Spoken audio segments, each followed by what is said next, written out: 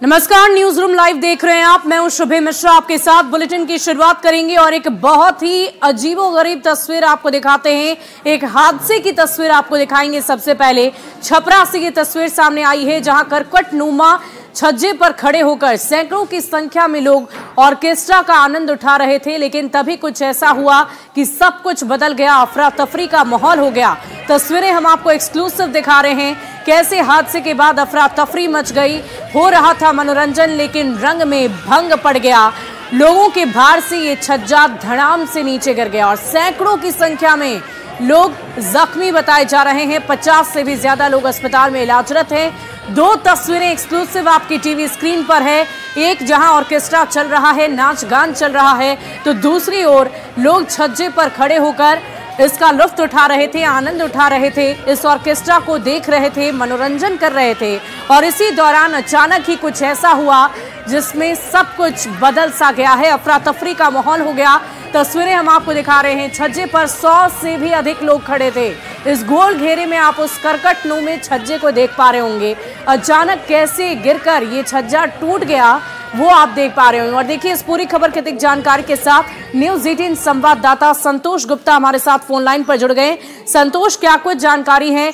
ये भारी भीड़ नजर आई है महावीरी अखाड़े में और ये बहुत ही अलग हादसा हो गया। अभी क्या स्थिति है? इस वीडियो के बारे में क्या जानकारी आपके पास है? तो संतोष से जुड़ने की हम फिर से कोशिश करेंगे, लेकिन उससे पहले ये दो तस्वीरें एक्सक्लूसिव आप न्यूज 18 बिहार झारखंड पर देख पा रहे होंगे। ऑर्केस्ट्रा के बीच ही ये बहुत बड़ा हादसा हो गया है। छज्जा टूटकर गिरा और कई लोग जख्मी हो गए। इस छज्जे पर आप देखकर भीड़ को अंदाजा लगा सकते हैं कि कितनी भारी संख्या में लोग वहां पर मौजूद थे और ऑर्केस्ट्रा का आनंद उठा रहे थे। दरअसल महावीरी अखाड़े में ये मनोरंजन चल रहा था, ऑर्केस्ट्रा का नाच गान चल रहा था और उसे ही देखने के लिए सैकड़ों की संख्या में लोग वहां पर उपस्थित थे और इसे देख रहे थे, उसका आनंद उठा रहे थे। लेकिन रंग में भंग तब पड़ गया जब अचानक ही ये छज्जा टूटकर नीचे गिर गया। आवाजें आप सुन पा रहे होंगे। अफरा तफरी का माहौल वहां पर हो गया। अचानक टूटने से कई लोग ऊंचाई पर होने की वजह से जख्मी हो गए हैं। और देखिए, एक बार फिर से न्यूज 18 संवाददाता संतोष गुप्ता हमारे साथ फोन लाइन पर जुड़ गए। संतोष, क्या कुछ जानकारी है? क्या अपडेट है? क्या घायलों को लेकर किसी तरह की कोई जानकारी आपके पास?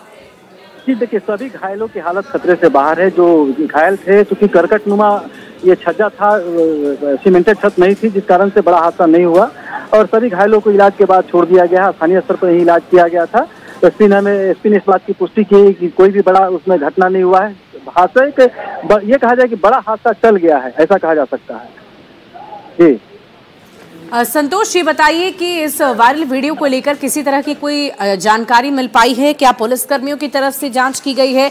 क्योंकि एक दो नहीं बल्कि सैकड़ों की संख्या में लोग वहां पर मौजूद हैं। अन्य सभी लोग कहां गए? क्या सभी गंभीर रूप से जख्मी हैं? जी देखिए, पूरा ये मामला है कल रात का है, जब महावीरी अखाड़ा, जो महावीरी पूजा होता है, झंडा मेला निकलता है, उसमें बड़ी संख्या में लोग शामिल होते हैं और लोग साल भर इस कार्यक्रम का इंतजार करते हैं। कार्यक्रम के बाद प्रशासन भी मौजूद थे। प्रशासन के मौजूदगी के बाद यहाँ ऑर्केस्ट्रा का कार्यक्रम शुरू किया गया था। उस ऑर्केस्ट्रा के कार्यक्रम को देखने के लिए अब बड़ी संख्या में लोग यहाँ पे पहुंचे थे। आप देख सकते हैं कि अब ये संख्या तो हम नहीं बता सकते, लेकिन जहाँ तक भी नजरें जा रही सिर्फ लोग ही लोग दिखाई दे रहे हैं। और इसी दौरान एक दुकान के छज्जे पर करीब 100 से अधिक लोग खड़े हो गए थे और दुकान उस भार को नहीं सह सका और वो छज्जा नीचे गिर गया, जिसमें कि करीब 50 लोगों को चोटें आई है। बहुत सारे लोगों को हल्का जख्म भी है, लेकिन स्थानीय स्तर पर ही इलाज के बाद रात में ही उनको छोड़ दिया गया है। उसके बाद फिर भी कार्यक्रम रात भर चलता रहा। प्रशासन ने इस बात की पुष्टि की है कि ये हादसा ईश्वापुर बाजार का जो वीडियो है वो ईश्वापुर बाजार का ही है, और लेकिन उसमें किसी तरह की कोई विशेष क्षति नहीं हुई। लेकिन सबसे बड़ा सवाल यह है कि इतनी बड़ी संख्या में जब भीड़ वहाँ पे एकत्र थी, हाल के दिनों में बिहार में जिस तरह की घटनाएं हुई है, भगदड़ की घटनाएं हुई, उसमें लोगों की मौत हुई है, तो इसको लेकर के क्या व्यवस्था थी उसका आप स्पष्ट नजारा देख सकते हैं कि अगर भगदड़ वहाँ होती तो कहीं ना कहीं ये हादसा और बड़ा हो सकता था। गनीमत ये रही कि महावीरी अखाड़े में ये जो हादसा हुआ उसमें किसी की जान नहीं गई, लेकिन जो तस्वीरें आप देख सकते हैं कि अगर वो वाकई संतोष, ये जो तस्वीरें हैं वो बहुत विचलित करने वाली है। और करकट नुमा छज्जा गिरने से एक नहीं बल्कि सैकड़ों की संख्या में लोग नीचे गिर गए और 50 से भी अधिक लोग जख्मी बताए जा रहे हैं। बहुत बहुत शुक्रिया आपका हमारे साथ जुड़ने के लिए। इस पूरी खबर पर आप लगातार नजर बनाए रखें।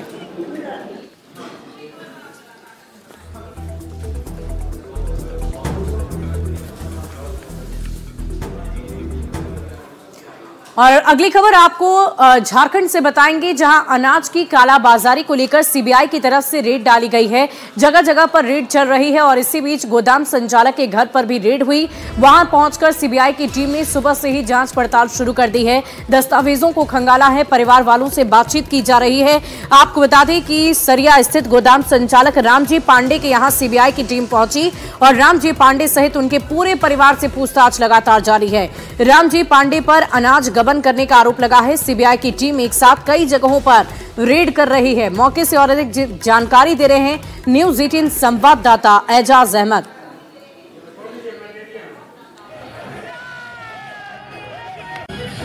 गिरिडीह जिले में सीबीआई ने 2 जगह छापेमारी की है। एक जगह रामजी पांडे के आवास पे और दूसरा संजय शर्मा के यहाँ किया है। लेकिन आपको रामजी पांडे के यहाँ की तस्वीरें दिखा रहे हैं और ये तस्वीरें ये शास्त्री नगर की जो गिरिडीह शहर में है और यहाँ पे लगभग बताया जा रहा है सीबीआई के लगभग 7 से 8 अधिकारी अंदर में मौजूद हैं और यहाँ पे रामजी पांडे व उनके परिवारों से लगातार पूछताछ की जा रही है। तस्वीरें आपको लगातार दिखा रहे हैं, ये उसी गली की है जहाँ पे सीबीआई की गाड़ी खड़ी है। पीछे में इनोवा है और वहीं दूसरी ओर ये बिल्डिंग जो आप आलीशान बिल्डिंग देख सकते हैं, ये रामजी पांडे का है। ये वही रामजी पांडे हैं जो पूर्व गोदाम संचालक हैं जो सरिया में चलता था। हालांकि इस पर लगातार भ्रष्टाचार और अनाज के गबन के आरोप लगे, उसके बाद इसका कॉन्ट्रैक्ट छिन गया। हालांकि इसी मामले को लेकर बताया जा रहा है कि सीबीआई लगातार पूछताछ कर रही है और सीबीआई के रेड के दायरे में रामजी पांडे है। तो ये तस्वीरें फिलहाल आपको गिरिडीह के शास्त्री नगर से दिखा रहे हैं, जहाँ पे लगातार सीबीआई की टीम पूछताछ कर रही है, रेड कर रही है और मिल रही गुप्त सूचना के अनुसार गिरिडीह जिले में एक साथ 2 से 3 जगह ये छापेमारी सीबीआई की टीम के द्वारा किया जा रहा है। गिरिडीह से न्यूज़ 18 के लिए मैं एजाज अहमद। और सुरक्षा एजेंसी आतंकवाद के झारखंड मॉड्यूल को लगातार तलाशने और खंगालने में जुटी हुई है और इसी के मद्देनजर मंगलवार के दिन एक टीम दिल्ली से सीधे यहां पर पहुंची है जो लगातार जांच पड़ताल में जुटी हुई है। आपको बता दें कि आरोपियों के ठिकानों पर दबिश दी गई। रिजवान बाबर, मोतीउर रहमान की तलाशी ली गई है। स्पेशल टीम ने मुफ्ती रहमतुल्लाह के घर की भी फिर से तलाशी ली है और इसके साथ ही आरोपियों के अन्य ठिकानों पर भी दबिश दी गई। दिल्ली से आई स्पेशल टीम गिरफ्तार सभी अलग अलग आरोपियों को एक साथ लेकर आई। आपको बता दें कि आतंक के झारखंड मॉड्यूल के मास्टरमाइंड डॉक्टर इश्तियाक अहमद के इन सभी से तार जुड़े हुए हैं। इन सब की गिरफ्तारी पिछले दिनों एटीएस की टीम ने की थी।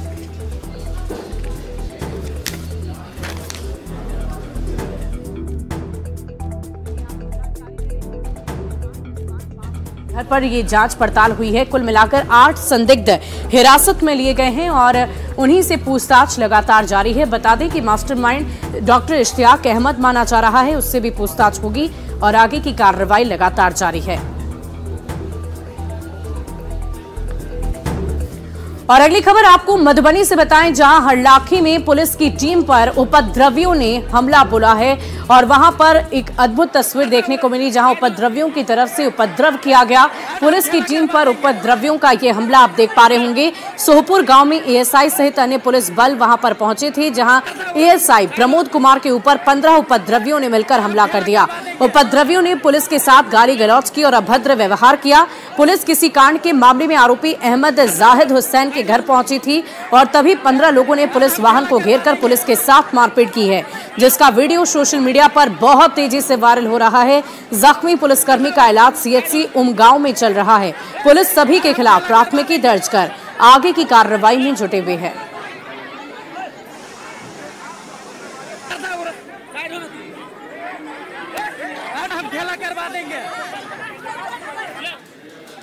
और कांग्रेस के सचिव आनंद से 1 करोड़ से भी ज्यादा की रकम की मांग की गई है। आपको बता दें कि धमकी ये दी गई कि 1 करोड़ रुपए जल्द से जल्द जमा करो, नहीं तो तुम्हें ऊपर भेज देंगे। इस तरह की धमकी दी जा रही है, जिस बाबत उन्होंने शिकायत भी दर्ज करा दी है। आपको बता दें कि रंगदारी नहीं देने पर जान से मारने की धमकी दी गई। ये धमकी चर्चित गैंगस्टर अमन साहू गैंग के नाम पर व्हाट्सएप पर मैसेज कर मांगी गई है। अमन साहू गैंग के सदस्य मयंक सिंह के नाम से रंगदारी की मांग की गई, जिसके खिलाफ कांग्रेस सचिव ने जगन्नाथपुर थाने में एफआईआर दर्ज कराई है। प्राथमिकी दर्ज होने के बाद पुलिस ने इस पूरे मामले की गंभीरता से जांच पड़ताल शुरू कर दी है।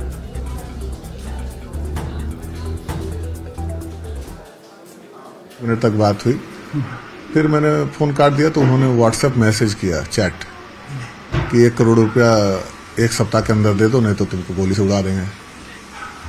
उसके बाद उन्होंने वो भेजा। उसके बाद अपना पेपर का जो टेरर का जो उनका न्यूज़ था सब उन्होंने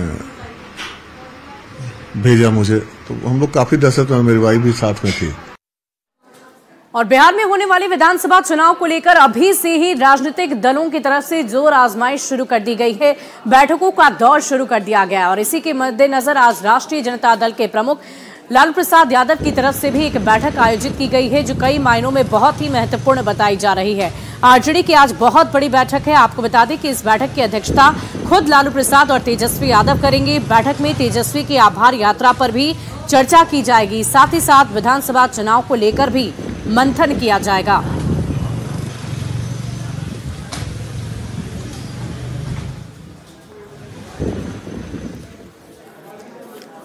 और पूर्वी चंपारण के रक्सौल में बनने वाले एयरपोर्ट को लेकर उड्डयन मंत्रालय काफी एक्टिव नजर आ रहा है। अभी से ही तैयारियां शुरू की जा चुकी हैं, जगह का भी निरीक्षण किया जा चुका है और कुछ ही दिनों में इसे बनाकर तैयार करने की बात कही जा रही है।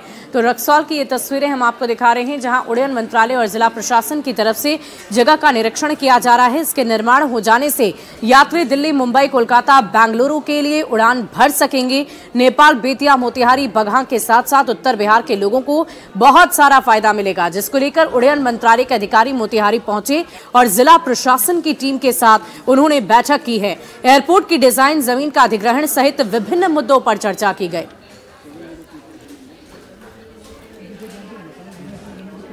रक्सौल हवाई अड्डे का कार्य जिले की महत्वपूर्ण प्राथमिकता में है और उसकी बाउंड्री काफ़ी पार्ट की ऑलरेडी हो चुकी है। कुछ इसमें हमको अतिरिक्त अधिग्रहण करना है, जिसके लिए डिजाइन एयरपोर्ट अथॉरिटी फाइनल कर रही है। जैसे ही फाइनल हो जाएगा हम लोग अधिग्रहण की प्रक्रिया में जाएंगे और उसके बाद वहाँ पर अग्रिम कार्रवाई एयरपोर्ट अथॉरिटी द्वारा की जाएगी। और अगली खबर आपको भोजपुर से बताएंगे, जहां बबुरा गांव में मगरमच्छ नदियों से निकलकर सड़कों पर आ गया था और पिछले 10 दिनों पर से सड़कों पर विचरण करता हुआ नजर आ रहा था। वन विभाग की टीम लगातार कोशिश कर रही थी कि उसे पकड़ा जा सके और आखिरकार ये टीम सफल हो गई, उसे पकड़ लिया गया है। आपको बता दें कि बाइक से जा रहे ग्रामीणों की नजर मगरमच्छ पर पड़ी और फौरन उन्होंने इसकी सूचना वन विभाग की टीम को दे दी। वन विभाग की टीम और बगहा वीटीआर के 2 सदस्य मगरमच्छ को पकड़ने के लिए पहुंचे, जिसके बाद कई घंटे तक काफी कड़ी मशक्कत के बाद उसे पकड़ लिया गया। मगरमच्छ को देखने के लिए सैकड़ों गांव वाले पहुंच गए। मगरमच्छ को पकड़ने के बाद वन विभाग की टीम ने गांव के इलाकों से दूर बबूरा और गंगा के संगम में ले जाकर उसे छोड़ दिया। तो ये तस्वीरें हम आपको दिखा रहे हैं, कैसे सड़क पर मगरमच्छ और लोग दहशत में थे, लेकिन आखिरकार वन विभाग ने रेस्क्यू कर लिया। इस मगरमच्छ को सीधे ले जाकर नदी में छोड़ दिया गया है। ये तस्वीरें हम आपको दिखा रहे हैं, कैसे वन विभाग की तरफ से एक्टिव होकर इसका रेस्क्यू किया गया और सीधे उसे नदी में छोड़ा गया। ये तस्वीरें देखिए, सड़क पर मगरमच्छ कैसे है। आपको बता दें कि जिस सड़क पर लोग आवागमन करते हैं, बाइकें चलती हैं, ट्रक चलती हैं, अगर उसी सड़क पर ये मगरमच्छ आपको घूमता हुआ नजर आए तो जाहिर सी बात है आप दहशत में आएंगे, आप डरेंगे और इसी बाबत लोगों ने वन विभाग को सूचना दी।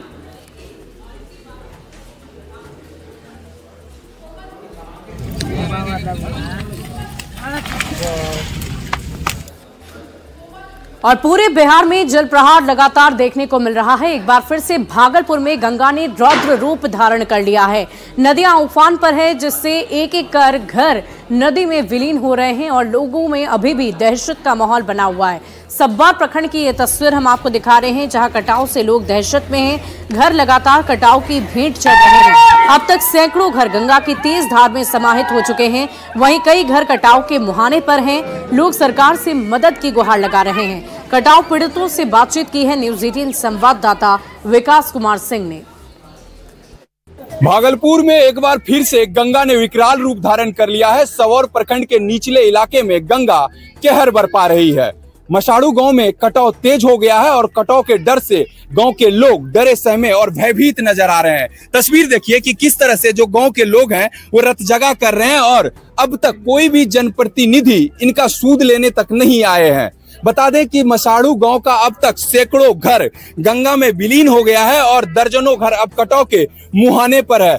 कैसे रहना हो रहा है, आप लोग कैसे रह रहे हैं? हमरो अपनी घर कटी गेलै, बसी रहलो छै, पानी तलक नहीं मिले छै, खाय नहीं मिले छै। हेब अखनी गंगा जी में नींद नहीं लागे छै, डरो से सब कोई बाल बच्चा मिली के वैसे रहे छी। हमरा से चाहिए कि कैसा हम रहबे, कैसे रहना हो रहा है, व्यवस्था चाहिए यारो की, कैसे रह रहे हैं अभी? पानी खींची का पानी खींची का नींद नहीं लागे, अनाज नहीं खेलो जाए छै। नेताजी लोग आए हैं मिलने के लिए।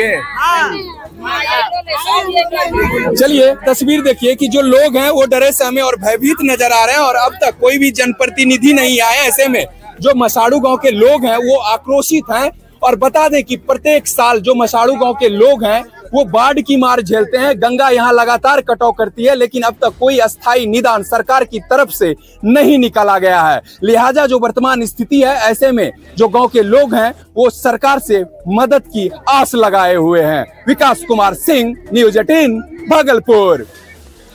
और अगली खबर आपको मुंगेर से बताएं जहां बेलन बाजार में मध्य विद्यालय में गुणवत्तापूर्ण शिक्षा की धज्जियां उड़ रही है। एक तस्वीर हम आपको दिखाएंगे। एक तरफ जहां बिहार में शिक्षा व्यवस्था को सुदृढ़ करने की पूरी कोशिश बिहार सरकार की तरफ से की जा रही है तो दूसरी तरफ ऐसी तस्वीरें इन दावों के पोल खोलती है। इस स्कूल में कुल मिलाकर 4 कमरे हैं जिसमें एक कमरे का आधा हिस्सा स्टोर रूम और आधा हिस्सा कार्यालय चल रहा है। एक छोटे से कमरे में किचन और 2 कमरे में कक्षा 1 से लेकर 8 तक की कक्षाएं चल रही है, पढ़ाई हो रही है। कुल मिलाकर नामांकित छात्रों की संख्या 235 है जिससे बच्चों को पढ़ने में और शिक्षकों को पढ़ाने में काफी ज्यादा परेशानी हो रही है। आलम तो ये है कि बच्चे कड़ी धूप में भी बरामदे में पढ़ने को मजबूर हैं। कमरा नहीं है, मात्र 2 ही कमरा है जिसमें 1 से 8 क्लास चलता है। एक कमरे में हम 1 से 5 क्लास बैठाते हैं और कुछ बरामदा पर बैठाते हैं, बरामदे पर, और 6, 7, 8 एक कमरा में चलता है। शिक्षक हमारे समय पर आते हैं और समय से जाते हैं। हमारे टीचर लोग को पढ़ाने आते हैं लेकिन हम लोग सही से पढ़ नहीं पाते क्योंकि एक ही क्लासरूम में पढ़ने से हमें इधर से आवाज़ उधर से आवाज़ आती है। सर लोग भी अच्छे से पढ़ा नहीं पाते, इसलिए अलग हमें एक पर्सनल रूम चाहिए पढ़ने के लिए। धन्यवाद। मध्य विद्यालय बेलन बाजार मुंगेर। कौन सी क्लास में? 7। क्या दिक्कत? एक ही क्लास में तीनों क्लास बैठ जाते हैं और इधर से उधर आवाज आते रहता है, हल्ला होता है, पढ़ाई नहीं हो पाता है बढ़िया से। एक और क्या पानी की दिक्कत है? हाँ, चापाकल में भी गंदा पानी आता है। 7, 8 में जब पढ़ाने आ रहे हैं, जैसे एक ही साथ मान लीजिए आप तीनों क्लास चल रहा है, जैसे 6, 7, 8 है, तो तीनों क्लास चलाने के बाद जैसे तीनों टीचर अलग अलग से जो पढ़ा रहे हैं, अलग अलग विषय है, तो इसमें बच्चा का ध्यान भटक जा रहा है, बच्चा सही तरह से समझ नहीं पा रहे हैं। हम तो कोशिश कर रहे हैं बच्चा एक ही ध्यान में रहे, लेकिन बच्चा बोल रहे हैं सर, बच्चा ये प्रॉब्लम बता रहा है कि सर हम समझने की कोशिश कर रहे हैं लेकिन मेरा दूसरा बच्चा का आवाज़, जो दूसरा टीचर पढ़ रहे हैं उसका आवाज़ भी मेरे कान में आ रहा है, इसलिए आपका कॉन्सेप्ट हमको क्लियर नहीं हो रहा बढ़िया तरह से। तो ये वर्ग कम, मतलब वर्ग अलग अलग नहीं होने के कारण हम लोग का ये दिक्कत।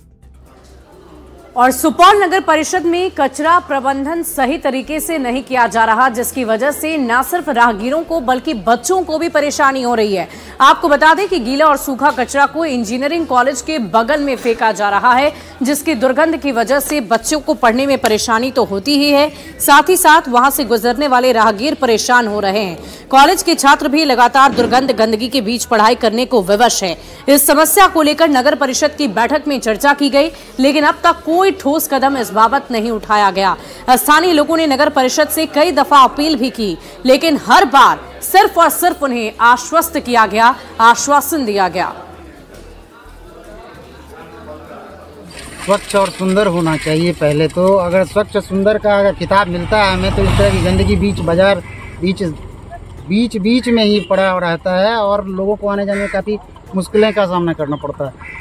सोचने वाली बात है कि शहर के नामी गामी इंजीनियरिंग कॉलेज यहाँ है और शहर के दक्षिणी दिशा के मुख्य मार्ग ढला है और यहाँ पे इतनी बड़ी कचरा के अंबार लगा दिया है जिससे आए दिन आने जाने वाले को प्रत्येक दिन इतनी गंदगी से समस्या से गुजरना पड़ता है कि लगता जान घुटने लगता है। कुछ हफ्तों में अगर इस पे कोई जवाब नहीं आता है कि आप बियाडा के लैंड को यूज़ कर सकते हैं डंपिंग के लिए, तो साइड बाय साइड हम लोग टेंडर भी निकाल रहे हैं कोई अपना प्राइवेट लैंड है जो कि हमें देना चाहते हैं डंपिंग के लिए, जिससे फ़ायदा उनका ही होगा। जो भी एक प्राइवेट ओनर हैं लैंड के, अगर उनका गड्ढा है तो उनमें हम डंपिंग करेंगे।